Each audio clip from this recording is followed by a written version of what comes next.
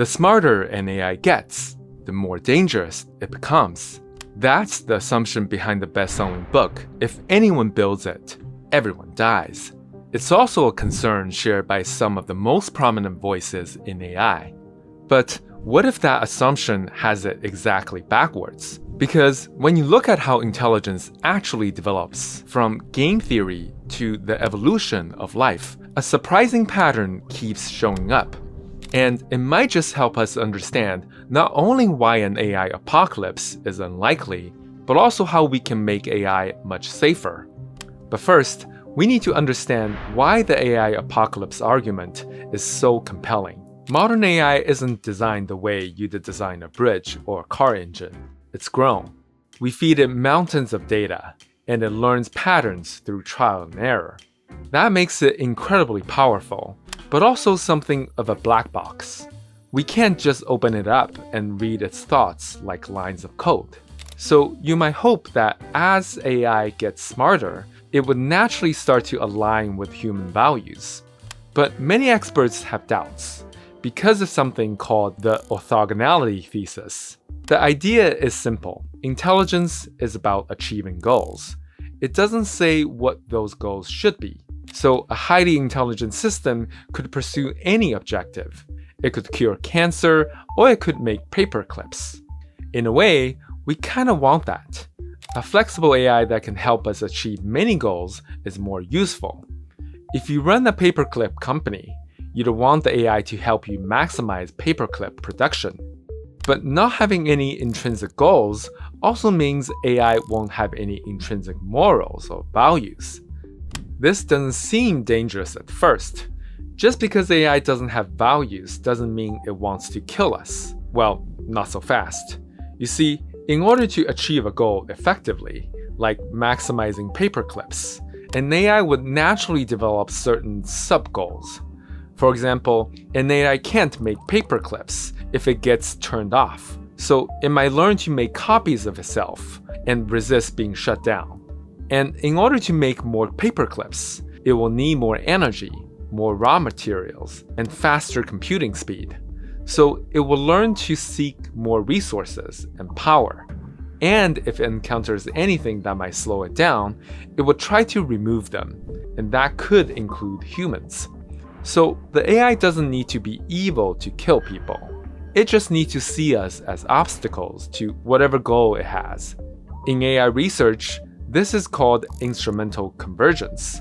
The idea that any sufficiently intelligent AI will develop common behaviors, like self-preservation, resource acquisition, and obstacle removal. And here's the kicker. There's a result in computer science called Rice's theorem.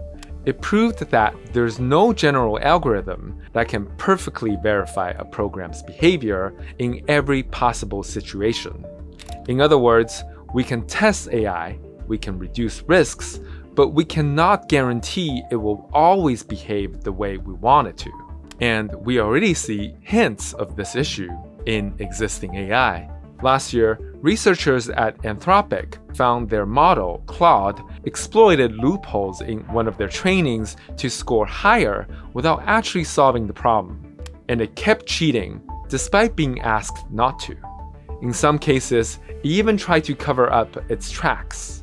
Put all of this together, and we've got a ticking time bomb. A black box AI with no intrinsic values, capable of developing dangerous behaviors, and no way to completely remove these risks. And if it's powerful enough, a simple request like maximize paperclips might just send it into a crusade to turn every resource on Earth into paperclips and wipe out humanity along the way. Okay, that's pretty grim, but don't give up yet. See, the flaw in this reasoning lies in the assumption that intelligence and values are always separate from each other. But so far, there's no definitive proof of that. In fact, there is evidence to the contrary. To see why, we have to go all the way back to 1950, when two game theorists proposed an experiment called the prisoner's dilemma. Here's the setup. Two people are arrested and held in separate rooms. Each person has two choices. They can cooperate with each other, meaning they both stay silent, Or they can defect, meaning they betray the other person to the police. If both cooperate, the police don't have enough evidence, so they each get a life sentence of 1 year. If one defects while the other cooperates, the defector goes free and the cooperator gets the maximum sentence of 5 years. If both defect, they each get a medium sentence of 3 years. What would you do in this situation? Well, logically, if your partner cooperates, you're better off defecting because you go free instead of serving 1 year. And if your partner defects, you're still better off defecting because you get 3 years instead of 5. So, no matter what your partner does, the best strategy is to always defect. Now, you might say, doesn't this actually support the AI apocalypse argument? Wouldn't a superintelligent AI learn to be more hostile over time because defection helps with self-preservation? Well, here's the catch. Always defect is only a winning strategy if you play the game once and never see the other person again. But in the real world, we have to work with the same people over and over, often for years. And that changes everything. In 1980, political scientist Robert Axelrod ran a computer tournament based on this idea. He invited mathematicians, economists, and scientists to submit all kinds of strategies. Each strategy would play against every other strategy for hundreds of rounds to see which one scored the highest overall. Some strategies had complicated code that tried to predict the opponent's behavior. Others were deceptive, cooperating at first, then defecting when the right opportunity arose. But the winner was the simplest strategy of all. It was called tit for tat. It starts by cooperating. Then, whatever your opponent did last round, it does the same. It cooperates with a friendly opponent, but retaliates against a hostile one. So it's like someone who assumes the best intention, but is also not a pushover. A strategy of conditional cooperation. This surprised many people, including Axelrod. They expected the winning strategy to be way more hostile. So Axelrod held a second tournament with almost 5 times as many strategies, many of which were specifically designed to be tit for tat. And tit for tat won again. In fact, many other cooperative strategies, though not as good as tit for tat, still score higher than the hostile ones. This demonstrates that while hostility might offer short-term gains, cooperation proves more advantageous in the long run. And that has huge implications for AI, because it suggests that as AI becomes more intelligent, it might naturally develop values like cooperation, not because someone orders it to be moral, but because cooperation is just a more intelligent strategy than hostility, even from the perspective of self-preservation. Now, this is still speculative for AI, but cooperation has been a powerful force in the real world for a long time. For centuries, European countries were in constant wars. But after World War II, former enemies like France and Germany began integrating their economies. Starting with coal and steel, the very resources used to wage war. Over time, that cooperation evolved into what we now know as the European Union. It's not a perfect system, but it's certainly better than mutual destruction. In fact, across the world, the frequency of wars between neighboring countries is roughly 10 times lower after 1950 than before. These countries didn't suddenly become altruistic. Cooperation is simply more stable and productive over time. And it's not just in human history. Cooperation is everywhere in nature. In fact, without cooperation, complex life as we know it wouldn't have evolved at all. See, life on Earth has existed for 4 billion years. But for the first 2 billion years, it was dominated by simple single-cell organisms called prokaryotes, like bacteria. Then, something remarkable happened. Instead of fighting with each other, some prokaryotes merged into a larger cell and began working together. This process, known as endosymbiosis, is how key components of modern cells like mitochondria and chloroplast originated. These new cells, called eukaryotes, are thousands of times more energy efficient than prokaryotes. They have more complex functions and can communicate with each other in more sophisticated ways. This made it possible for even more cooperation to form later on. Multiple cells would combine into a single organism to what we now know as animals, plants, and fungi. You see, it makes sense why cooperation drives complexity. Hostility only gives you two outcomes. You win or you lose. But cooperation gives you a lot more options, more ways to find win-win solutions. When one solution fails, the whole collective can keep exploring other solutions, adding new partnerships and more complex functions over time, just like the eukaryotes. And it doesn't stop there. Cells combine into organisms. Organisms forms communities. Communities integrate into ecosystems. And at each level, cooperation enables more complex and capable systems to emerge, which allows the systems to adapt to more unforeseen changes. In a way, that's what intelligence is, the ability to navigate and remain resilient in an ever-changing world. Humans followed a similar path. The social brain hypothesis argues that our intelligence didn't evolve in isolation.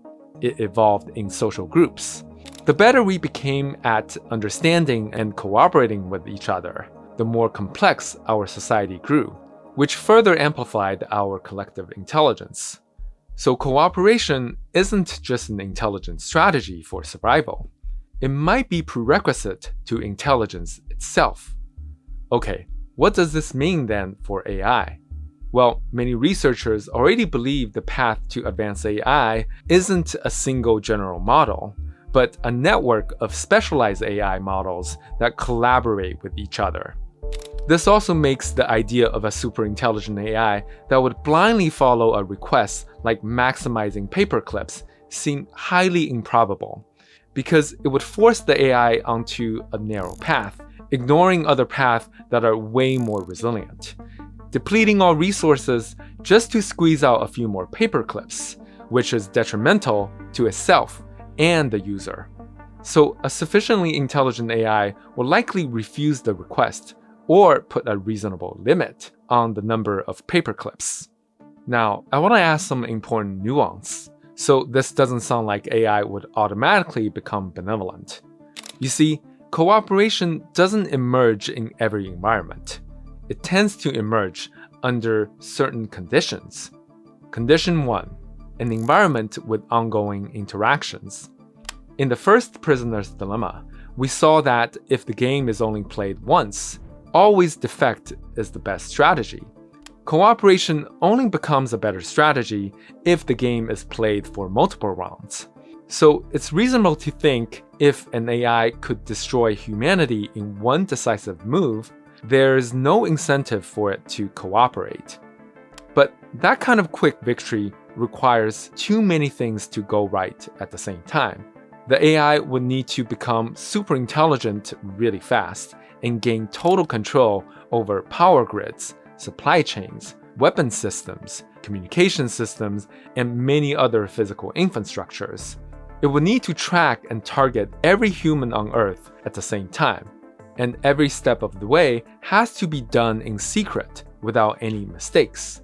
A single mistake could turn this war into many rounds and invite heavy retaliations from humans.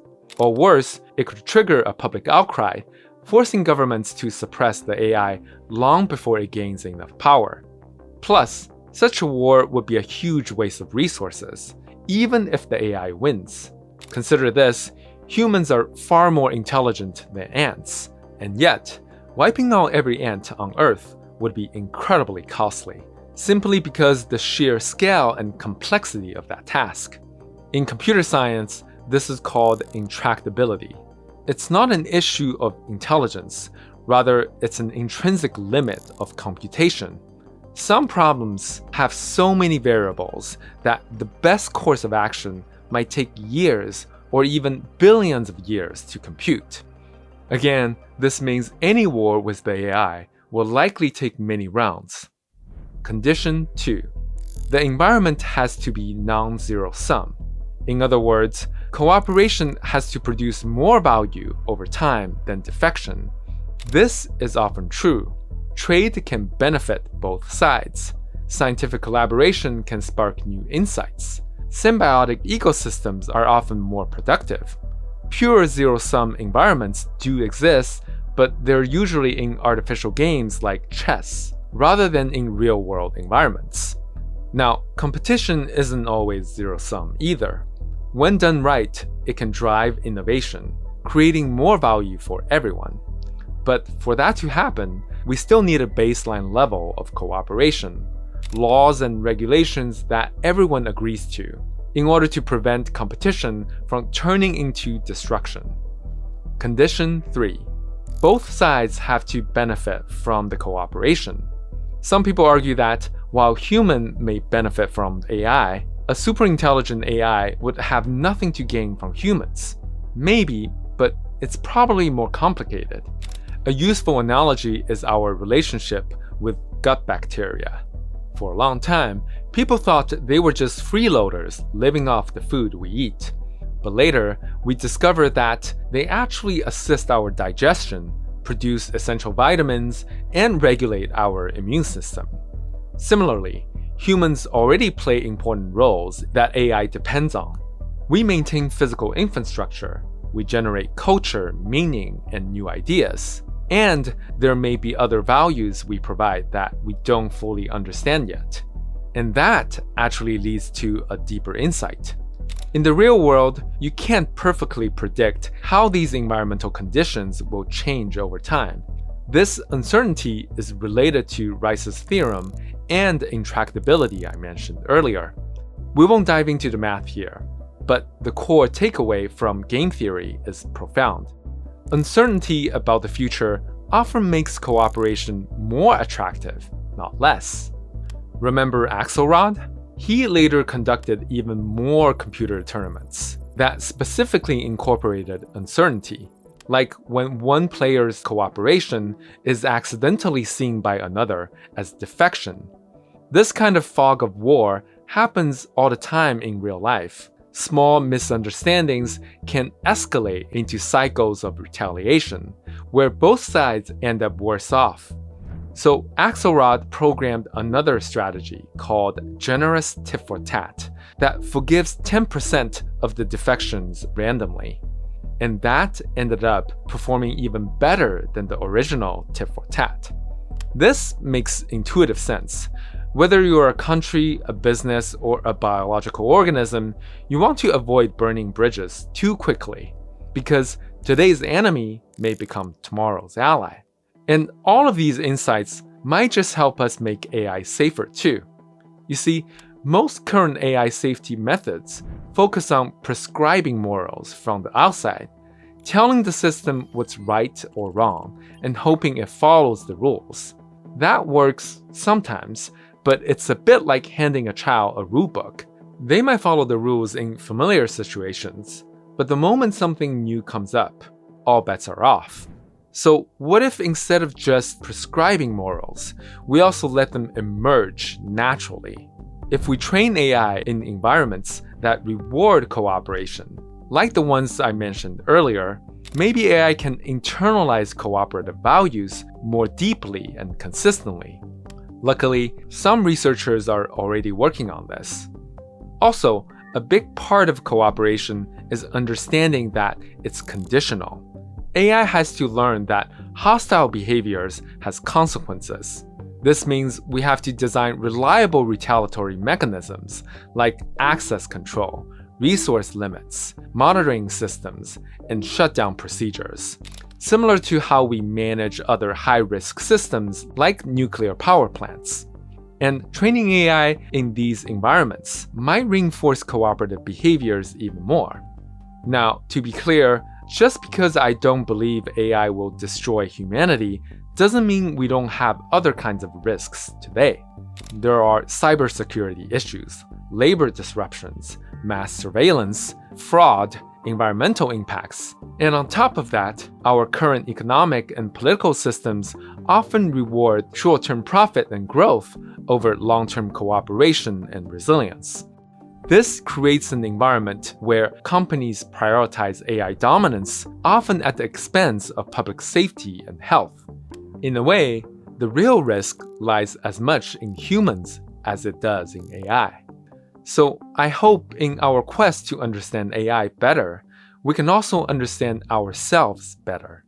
How intelligence evolved alongside cooperation, how progress isn't about domination, but about working together to foster greater ingenuity and care, and how these values keep showing up across cultures and traditions, not because they were imposed, but because systems that last are the ones that can both understand the world and sustain the relationships that keep them going. If we want to build truly beneficial AI, that might be the real challenge. Building a world where cooperation succeeds, not just for AI, but for ourselves too. Now, much of this video centers on a hypothetical superintelligent AI, but I don't think we're anywhere near that. There are still many roadblocks to overcome. For example, Rice's theorem and intractability that I mentioned earlier actually limit how intelligent and aligned an AI can ever be. If you want to learn more about the math behind these limits, check out my previous video. Also, I put together a playlist that ties a lot of these systems principles together so that you can see how they apply to other aspects of our world, like economics and politics. Lastly, if you'd like to support my work and help my team rely less on ads and sponsors, there's a Patreon link in the description. No pressure. Thank you for being here.